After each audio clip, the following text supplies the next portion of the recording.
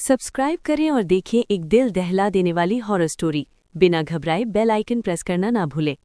इस कहानी की लेखिका हैं विनीता मोहता। जैसे जैसे वे लोग जंगल के अंदर जा रहे थे, उनका पीछा दो आंखें कर रही थीं, मगर वहां कोई नहीं। शाम हो चली थी। जानवरों के रोने की आवाज़ कानों को पहरा रही थी। रवि, खुशबू, नमन और जतिन चारों अच्छे दोस्त थे। हर वक्त मस्ती, मजाक, पार्टी, यही उनका दिन भर का प्रोग्राम। क्यों ना कहीं घूमने चलते हैं। आइडिया तो अच्छा है, मगर कहाँ चलेंगे? तुझे डर लगता है? डर तो क्या करूं?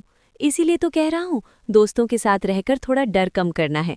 मगर तुम लोग तो मेरी ही हंसी उड़ा रहे हो। जाओ, मुझे कहीं नहीं जाना। अरे यार नमन, तू तो गुस्सा हो गया। बता कहाँ चलना है? इस बार तेरी बताई हुई जगह पर ही चलेंगे। रवि के कहने पर नमन अपने मोबाइल में कुछ सर्च करने लगा। कुछ देर के बाद उसकी आंखों में चमक आ गई और वो मुस्कुराकर बोला, मैंने तुम लोगों को लोकेशन शेयर की है, देखकर बताओ मैंने सही जगह सिलेक्ट किया या नहीं। नमन के कहने पर सभी लोग अपने अपने मोबाइल में देखने लगे। सबका चेहरा एकदम सफ़ेद हो गया था। आर यू मैड नमन, ये क्या बकवास है? और नहीं तो क्या, इस जगह पर कोई नहीं जाएगा। अभी तो तुम लोग मेरी हंसी उड़ा रहे थे, अब क्या हुआ? तुम लोग डर गए ना? नमन, ये मजाक करने का वक्त नहीं है। हम लोग तेरे साथ मजाक कर रहे थे और तू हम लोगों की जिंदगी के साथ खेलना चाहता है। तुझे पता है ना, वहां से आज तक कोई जिंदा नहीं आया। बड़े हीरो बनते फिरते हो तुम सब। जरा अपनी शक्ल देखो, 12 बजी हुई है। यदि चलना है तो एक रात का प्रोग्राम यहीं का बनाते हैं। सारा अरेंजमेंट मेरी तरफ से। हिम्मत है तो बोलो। फर्क होता है वहां, सरासर बेवकूफ़ी है। मगर मैंने आज तक उस किले में किसी को रात बिताते नहीं देखा।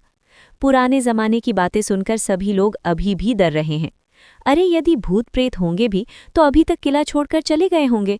लोगों को रात में ना रोकने देने के लिए हो सकता है किसी के द्वारा फैलाई हुई अफवाह हो। सोचो, हम लोग रात रोककर वहां से आएंगे तो सभी लोग हमारे बारे में बातें करेंगे और हमारे शहर के इतने खूबसूरत किले से हॉन्टेड वाला टैग हट जाएगा। नमन की बातें सुनकर सब लोग एक दूसरे की ओर देखने लगे। परसों रात को चलते हैं। हमारे घर वालों को इसके बारे में कुछ भी पता नहीं होना चाहिए। उन लोगों के लिए हम लोग एक रात के लिए दोस्त के घर जा रहे हैं।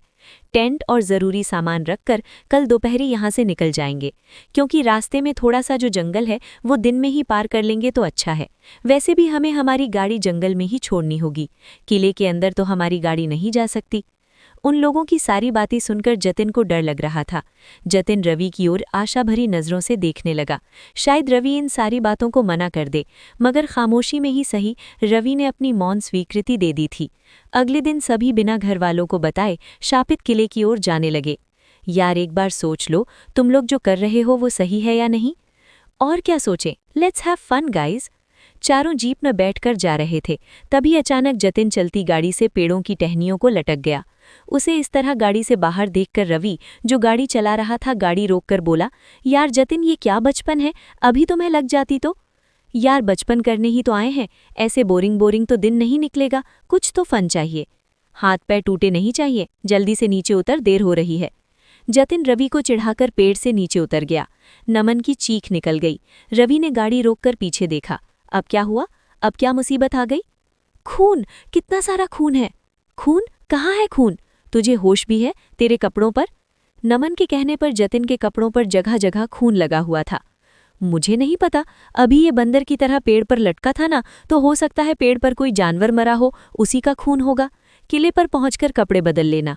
सभी लोगों को रवि की बात सही लगी। चारों आगे बढ़ने लगे। कुछ दूर जाने के बाद किले की चढ़ाई शुरू हो गई थी। अभी यहाँ से हम लोगों को पैदल जाना होगा। मैं और खुशबू थोड़ा सामान लेकर आगे चलते हैं। जतिन और नमन, तुम दोनों मिलकर टेंट और खाने पीने का सामान लेकर आओ। चारों अपने अपने हाथों में सामान लेकर किले के अंदर दाखिल हो गए। किले में अजीब सा सन्नाटा था। दूर कहीं दो आंखें उन लोगों को घूर रही थीं।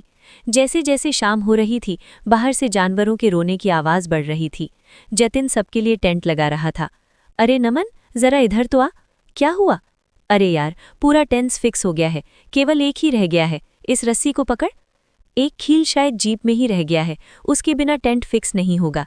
जतिन नमन को रस्सी पकड़ाकर अकेले जीप की ओर जा रहा था। एक साया निकला।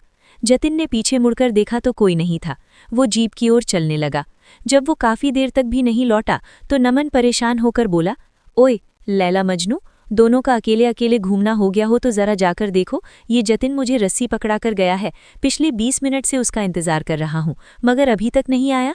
रिलैक्स यार, आ रहा होगा। खुशबू के बोलते ही उन लोगों को सामने से जतिन आता नजर आया। तू भी ना, बिना मतलब खुद भी परेशान होता है और दूसरों को भी। लाल नजर आती है जतिन, लेकिन तेरी आंखों को क्या हो गया? जतिन गुस्से में उसकी ओर देखने लगा। उसे गुस्से में देखकर खुशबू ने बात को संभाली और कहा, यार नमन, तुझे भी बाल की खाल निकालने की आदत है। हम लोग जंगल में हैं, हो सकता है किसी कीड़े ने काट लिया हो या फिर कचरा चला गया हो। अभी कुछ देर में ठीक हो जाएगी।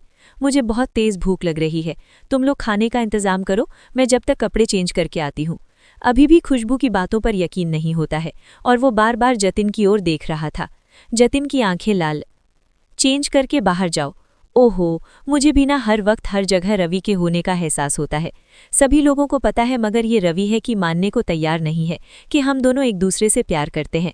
आज रात को इसे प्रपोज जरूर करूंगी। खुशबू सोच ही रही थी कि उसके पीछे से 2 आंखें जो उसे देख रही थी टेंट से बाहर निकल गईं। खुशबू कपड़े चेंज करके टेंट से बाहर आई। उसकी आंखों में भी जतिन की आंखों की तरह सूनापन था।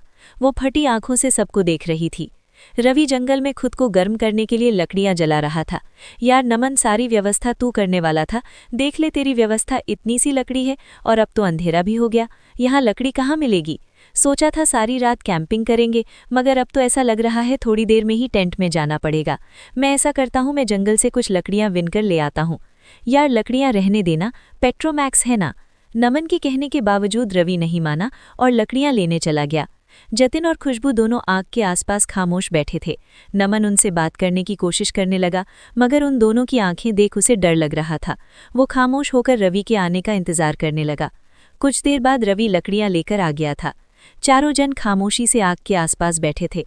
काफी देर तक जब कोई नहीं कुछ बोला तो नमन बोला, यार तुम लोग तो बड़ी बड़ी बातें कर रहे थे, जंगल में मंगल करेंगे, किले में रात में एंजॉय करेंगे, मगर तुम लोग तो एकदम भूत बने बैठे हो। मैं अब इस तरह खामोश नहीं बैठ सकता, या तो तुम लोग बातें करो या फिर मैं जीप लेकर शहर वापस जा रहा हूँ। नमन के कहने पर तीनों एक दूसरे की ओर देखने लगे। तीनों के चेहरे पर मुस्कुराहट आ गई और उनकी आंखें लाल चमक रही थीं, मानो किसी ने खून चूस लिया हो। उन तीनों का ये डरावना रूप देखकर नमन की तुरंत दिल की गति रुक गई, जिससे मौत हो गई।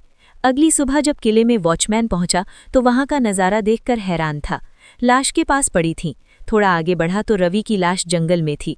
डरते हुए वो किले की ओर बढ़ा तो किले में कुछ लकड़ियों के राख के ढेर के पास नमन की लाश थी। खुशबू की लाश टेंट हाउस में मिली। पोस्टमार्टम की रिपोर्ट में चारों के शरीर में खून की एक बूंद भी नहीं थी।